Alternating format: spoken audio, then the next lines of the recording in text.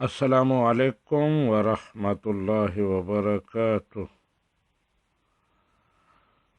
آزاد کشمیر کے شہر کھوئیرٹا سے افراز ملک صاحب پوچھتے ہیں کہ حج اور عمرہ میں طواف کے بعد صفا اور مروہ کے درمیان سعی کرتے ہیں تو وہاں 7 پھیرے لگائے جاتے ہیں۔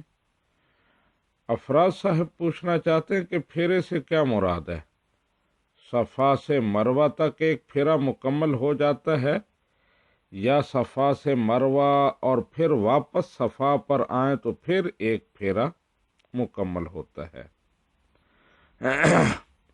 جی افراز ملک صاحب، صفا اور مروہ کے درمیان جو سعی کی جاتی ہے تو وہاں پھیرے سے مراد ایک پہاڑی سے دوسری تک جانا ہے، یعنی صفا سے آپ مروہ پر جائیں گے تو یہ ایک پھیرا مکمل ہو جائے گا، مروہ سے واپس صفا پر آئیں گے تو یہ دوسرا پھیرا ہوگا، اور پھر صفا سے مروہ پر جائیں گے تو یہ تیسرا پھیرا ہوگا۔